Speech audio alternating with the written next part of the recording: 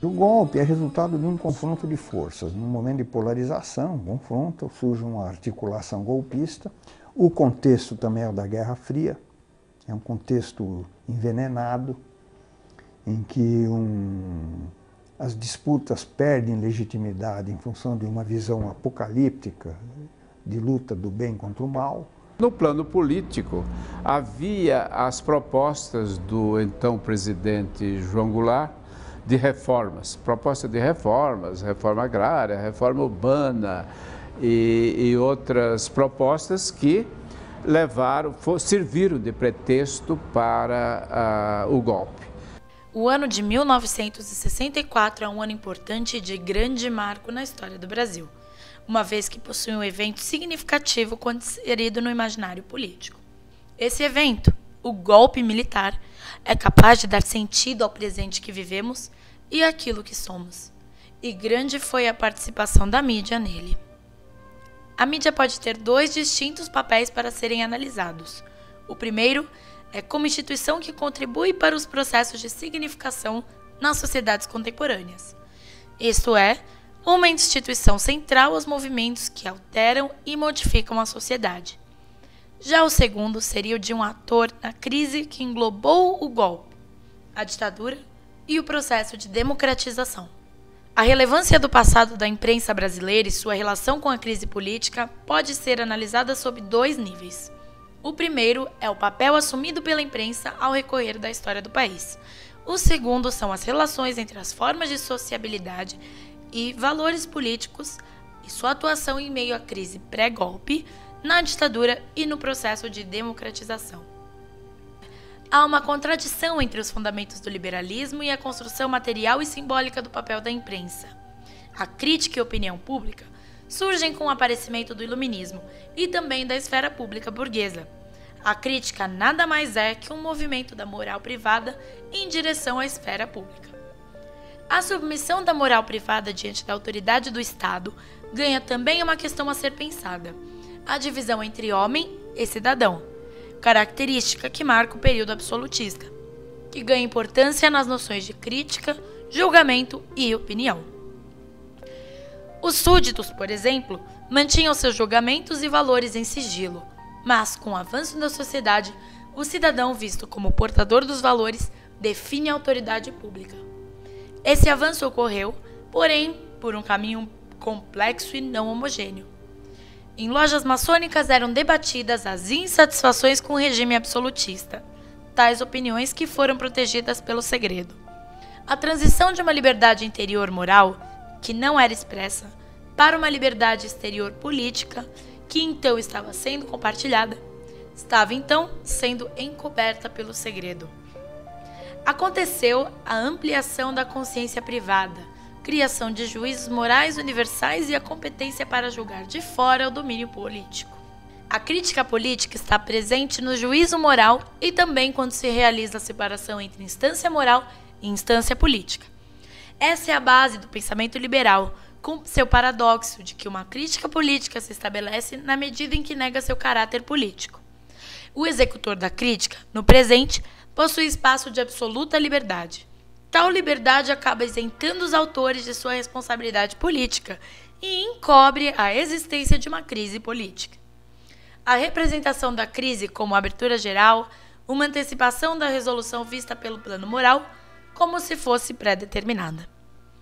As consequências da crítica anterior levam a uma hipótese de crítica de caráter iluminista, mobilizando o poder da razão a fim de reformar as ideias, devalorizando a política como parte da história e construindo um lugar neutro à imprensa, mais calmo ou exterior aos conflitos.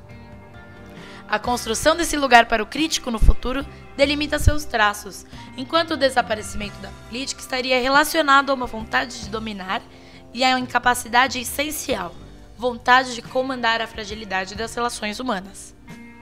Esse lugar seria como um ethos dos jornalistas, ou seja, o que define seu caráter social, o que os distingue dos demais, levando em conta dois aspectos: o técnico, tendo como componente principal a objetividade, a legitimação do trabalho e o discurso jornalístico usado; o outro, reconhecido como aspecto político, focando no liberalismo como condição de existência, defendendo a liberdade de expressão contra a concentração de poder e as diversas formas de repressão com os conteúdos publicados, frutos dessa liberdade. Durante o século XX, pode-se enxergar a construção de um conceito amplo e vazio sobre a ideia de democracia relacionada à identidade do jornalismo.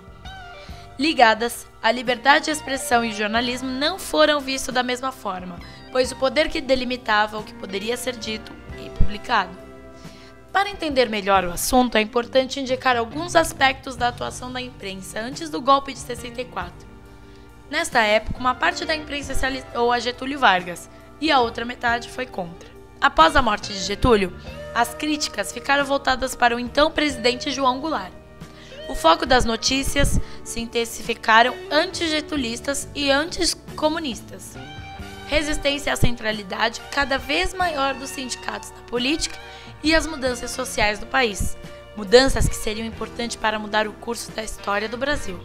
Assim, apesar do foco da notícia ser outro, os principais jornais do país posicionaram-se contra o governo de Goulart, a favor de um golpe que traria de volta a ordem e protegeria o país do comunismo, subversão de valores e suposta ditadura da esquerda.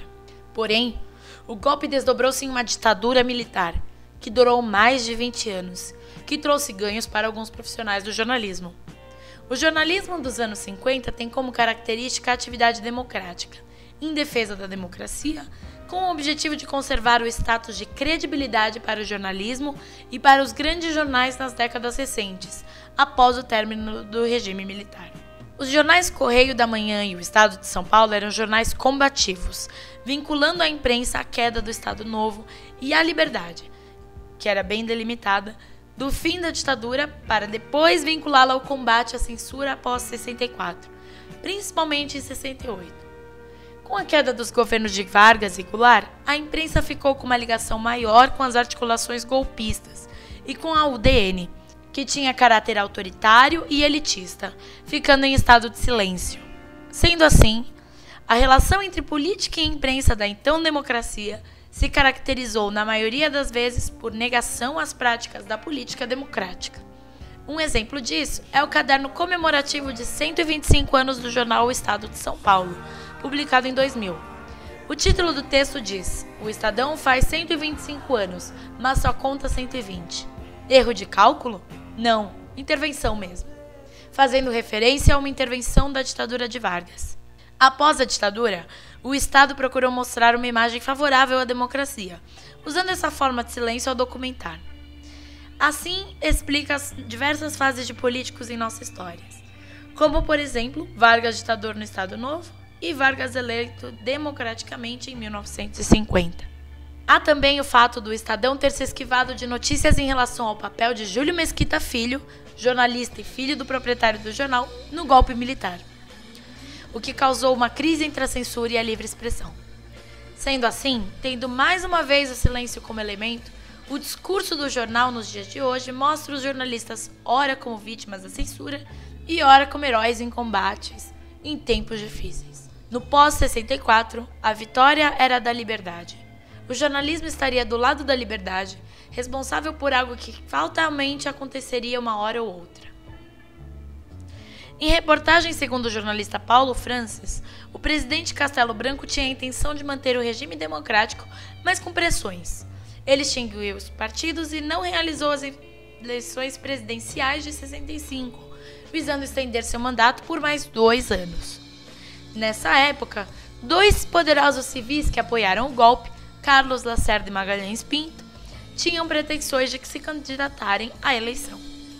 Curiosamente, não conseguiram impedir que Castelo Branco obtivesse aprovação no Congresso Nacional, mesmo tendo força para manipular ao menos 50 votos no Congresso, para impedir a vitória de Castelo. O fato ocorreu pois os partidários da imprensa cobraram deles essa omissão, e nunca se soube a razão para que eles tenham cedido. Em uma carta, Júlio de Mesquita Filho elogia a postura de Carlos Lacerda na Europa. Diz sobre as proporções do nosso movimento, elogia o presidente Castelo Branco e expressa o apoio à intenção de Carlos suceder Castelo. No entanto, diz que a presidência de Castelo não deveria se estender à data prevista inicialmente. o mandato deveria ser prorrogado por 3 anos, na tentativa de convencer Lacerda que a prorrogação não comprometeria sua candidatura. Sendo assim, após os relatos, pode-se compreender que o ethos do jornalismo perde-se diante de diversas intromissões, onde é possível afastar-se totalmente da política de forma clara e sem influência. Há poucas referências sobre a participação de jornalistas e jornais no golpe. A maioria das que existem são assimiladas pelo discurso da busca da liberdade de expressão e informação contra a repressão dos militares, como já visto. Em 94, a Folha de São Paulo confirmou que 10 anos antes, a censura imposta à imprensa era mais forte quando se tratava de ocultar as falhas do sistema político para a segurança deles próprios. Um mês depois, em 84, na reportagem a favor das diretas, o jornal mostra destaque o seguinte título: Folha apoiou o primeiro, no qual diz não só ter sido o primeiro veículo a dar notícias, mas também o primeiro a apoiar as diretas para a sucessão de Figueiredo. Atualmente, em 2004, os jornais começaram a tratar do golpe diretamente. Foi o caso do Globo e da Folha de São Paulo, enquanto o Jornal do Brasil tratou indiretamente por meio de uma entrevista com a historiadora Beatriz Kushner. O jornal O Globo se aproxima mais de uma ruptura em relação aos discursos mais estáveis, como a dualidade entre censura e liberdade de expressão.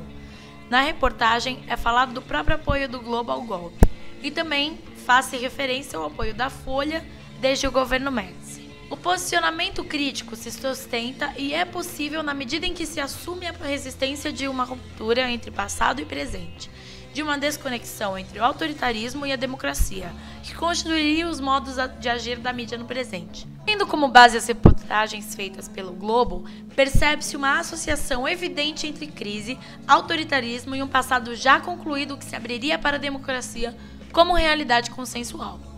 A partir disso, existe a oportunidade de reconhecer erros e apresentar o movimento como regime militar.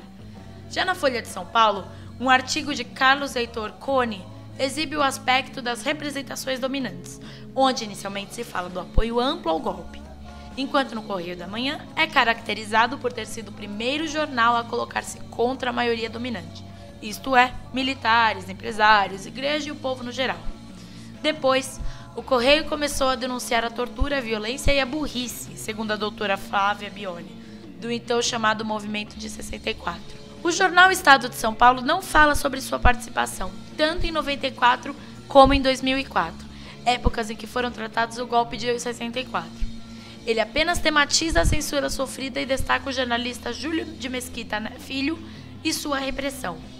Tendo como base os jornais citados, nota-se que as referências sobre o golpe e o regime militar variam entre a negação e o reconhecimento da participação da imprensa e a complexidade da relação entre imprensa e regime, porém, sem romper como posição simplista de repressão e liberdade. Destacam-se 2 textos que fogem da oposição. O primeiro é um artigo feito por Fernando Pedreira, em 94, e publicado no Jornal do Brasil, que trata criticamente a liberdade que teria sido conquistada. Já o segundo foi escrito por Aloysio Castelo de Carvalho e publicado na Carta Capital. O texto foge do padrão ao questionar as hipóteses sobre o que levou da participação da imprensa no golpe. Ele indica que os jornais da grande imprensa teriam atuado na reestruturação do poder em 64, como o braço ideológico da burguesia, em associação com o capital internacional, mostrando uma atuação de caráter político da imprensa. Outro tipo de referências foram textos publicados pelo jornal Correio Brasiliense, em 95, focados em depoimentos. Nos vários artigos, nota-se reportagens publicadas baseadas em testemunhos, não há qualquer discussão mais abrangente ou minimamente contextualizada. Na edição de 4 de abril de 94 da revista Isto É, foram 24 depoimentos publicados sobre o golpe e a ditadura, dados por políticos, jornalistas, poetas, militares e artistas, como Renato Aragão. A ênfase na democracia conquistada é, sem dúvida, parte das representações sobre o passado presentes no texto. A censura no passado é a liberdade no presente. No jornal Correio Brasiliense, em maio de 94, houve publicações de discussões e artigos relacionados à mesa redonda promovida pelo jornal para discutir telejornalismo e política, com a presença de Antônio Brito, então diretor regional da Rede Globo, e Alexandre Garcia, na época editor regional da Rede Manchete. Um dos principais marcos do discurso consiste na afirmação de que não há mais censura por parte do Estado e, portanto, há liberdade de imprensa, uma vez que seriam quase inexistentes as restrições por parte das empresas. A TV Manchete hoje, desde que foi ao ar, não tem sentido restrições de espécie alguma para com sua cobertura, disse o editor regional da Rede Manchete, Alexandre Garcia. Apesar da postura ser ancorada em uma noção de objetividade que legitima o não posicionamento, a TV e o jornalismo especificamente são vistos como parte de um processo amplo de politização. O interesse crescente pelo telejornalismo diagnosticado pelos jornalistas, que fazem parte das repostagens, é vinculado à politização da população, que seria decorrente da abertura política. Como se pode observar, o jornalismo, no caso televisivo, seria a grande vedete de um movimento de abertura, democratização, descoberta. Pode-se assim indicar como parte dessas representações a projeção de um lugar de destaque para os jornalistas como atores nesse processo, em uma progressão que esvazia os conflitos, limites e restrições que constituem não só a transição para a democracia, em sentido amplo, mas a atuação dos meios de comunicação de massa, mesmo com o enfraquecimento da censura de Estado. Nas representações sobre o golpe e a ditadura aqui discutidas, a crítica política parece estabelecer-se na medida em que nega seu caráter político. Materializa-se como crítica apenas na medida em que se obscurece seus limites com os conflitos presentes, situando, ora no passado, ora no futuro, locos de sentido para a crítica. No caso específico do jornalismo, essas representações associadas à valorização de isenção e de noções correlatadas isentam os atores de sua responsabilidade política e encobrem o fato de que a crise não é uma determinação localizada no passado e ligada a uma superação enunciada a priori pelos movimentos de uma história progressiva.